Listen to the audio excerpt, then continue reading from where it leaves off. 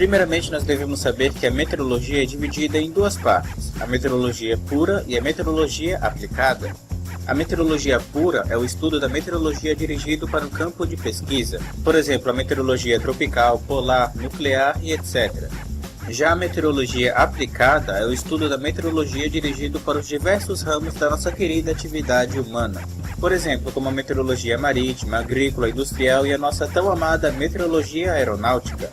Agora vamos falar dessa nossa tão importante meteorologia com asas. Esse campo específico, a meteorologia aeronáutica, é dividido em 5 partes: observação, divulgação, coleta, análise e exposição. Então vamos começar falando pelo primeiro tipo, a observação.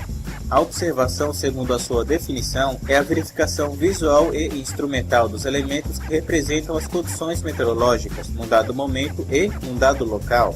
Após a observação, nós temos a divulgação. A divulgação é a transmissão dos dados observados para que outros locais assim tomem conhecimento das condições predominantes no aeródromo e obviamente nos demais. Coleta. Esta, como o próprio nome diz, é a recepção dos dados de uma determinada região para o conhecimento mais amplo das condições meteorológicas. Após a coleta, o próximo passo é a análise. A análise é o estudo e interpretação das observações coletadas, tendo em vista assim o apoio aeronáutico a ser fornecido sob forma de previsão do tempo. E o último, mas não menos importante, é a exposição, que é simplesmente a exposição dos dados observados ou previstos. Assim todo mundo vai poder ter acesso a eles, seja através da sala IS, do telefone ou da internet. Se hoje nós estamos protegidos do vazio do espaço sideral, é graças a ela, a atmosfera. Uma mistura extremamente delicada de gases que envolve o planeta e garante a nossa sobrevivência. A atmosfera protege, assusta, destrói e é incontrolável.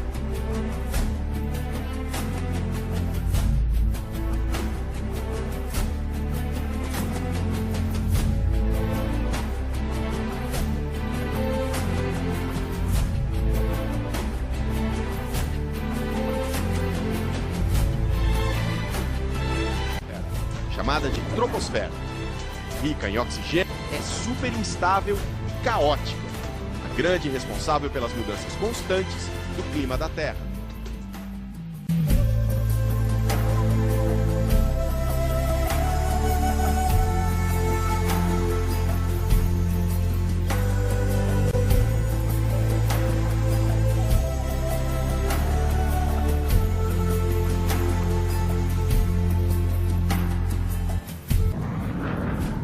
A troposfera fica para trás. Entramos agora na estratosfera, um lugar muito diferente.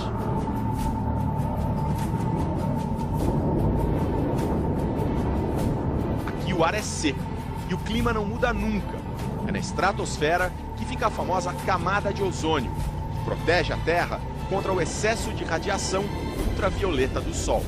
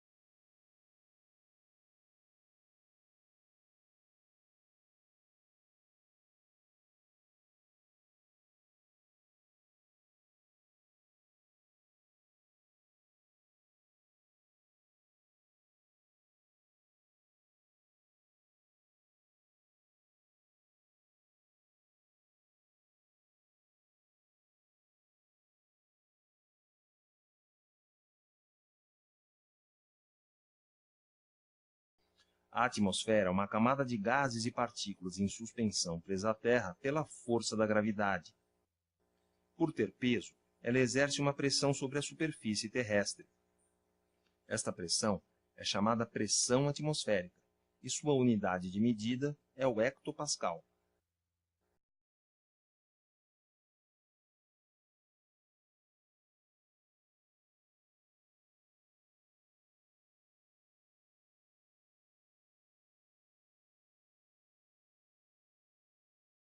A massa atmosférica decresce com a altitude. Cerca de 50% do total da massa atmosférica está concentrada nos primeiros 5 quilômetros, onde a densidade atmosférica também é maior. A pressão atmosférica depende da densidade do ar. Em regiões onde a coluna de ar é densa, a pressão atmosférica na superfície é alta. Já em regiões onde a coluna de ar é rarefeita, a pressão atmosférica na superfície é baixa. Por exemplo, ao nível do mar, onde a massa atmosférica é grande, a pressão atmosférica é maior do que a registrada em regiões montanhosas na mesma latitude. A altura da coluna de ar posicionada sobre a cidade do Rio de Janeiro é maior do que aquela posicionada sobre a cidade de Belo Horizonte. O movimento horizontal das parcelas de ar em relação à superfície terrestre é definido como vento. A pressão atmosférica não é constante, variando de um lugar para o outro em períodos diferentes. Esta diferença espacial de pressão origina uma força que acelera o ar, movimentando-o da região do anticiclone para a do ciclone. Os ventos se originam dos anticiclones, conhecidos como dispersores de ar, e se deslocam em direção aos ciclones. Isto segue um princípio físico simples, onde um fluido sujeito à ação da gravidade se move das áreas de alta densidade para as de baixa densidade. A medida da velocidade do vento é feita através de um instrumento chamado anemômetro. Como o vento representa as variações espaciais de pressão, ele possui características como velocidade, direção e sentido, que são coletadas pelo anemômetro. Um dos fenômenos que melhor ilustram a formação de ventos locais são as brisas oceânicas. Durante o dia, o continente na região litorânea aquece mais rapidamente do que o oceano. Como o oceano demora mais a aquecer, ele terá uma temperatura mais baixa que o continente.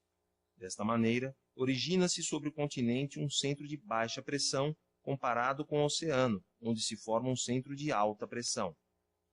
A diferença espacial de pressão estabelecida entre o oceano e o continente origina uma circulação do ar, próxima à superfície, em direção ao litoral. Essa circulação diurna é denominada brisa marítima, e se a atmosfera estiver instável na região litorânea, a presença da brisa marítima contribuirá com a formação de nuvens locais. A brisa terrestre é resultante da inversão dos centros de pressão em direção ao oceano. À noite, o resfriamento do continente é mais intenso do que a do oceano, estabelecendo assim um centro relativo de alta pressão sobre o continente e um de baixa pressão sobre o oceano. Um dos fenômenos que ilustram a formação dos ventos locais é a circulação vale-montanha. Este fenômeno ocorre em dias de ventos regionais fracos e de céu claro. Durante o dia, a encosta da montanha voltada para o Sol aquece mais rapidamente que o ar sobre o vale adjacente. Consequentemente, o ar sobre a montanha é aquecido e se expande, diminuindo a sua densidade. Origina-se assim um centro de baixa pressão, comparado com o vale, que está menos aquecido e onde predomina um centro de alta pressão. A diferença de pressão entre o vale e a montanha origina uma circulação diurna do ar em direção à encosta da montanha. Se a atmosfera estiver instável na região e houver disponibilidade de vapor de água no ar, a presença da circulação em direção ao topo da montanha contribuirá com a formação de nuvens e, dependendo das condições atmosféricas, podem ocorrer chuvas locais. À noite, o resfriamento no topo da montanha é mais intenso do que o ar acima do vale. O ar resfriado se torna mais denso, estabelecendo assim um centro relativo de alta pressão sobre a montanha e um de baixa pressão sobre o vale menos frio. Esta inversão na posição dos centros de pressão origina uma circulação noturna, com um ar mais frio e denso fluindo em direção ao vale. Esse resfriamento pode acarretar a condensação do vapor d'água, originando uma camada espessa de minúsculas gotas de água, denominada nevoeiro. o ar frio originado da montanha se depositará sobre o vale, criando condições para a formação de uma inversão térmica e favorecendo a estabilidade do ar. O nevoeiro se dissipará durante a manhã, quando o aquecimento da superfície por causa da insolação provocar o enfraquecimento da inversão térmica.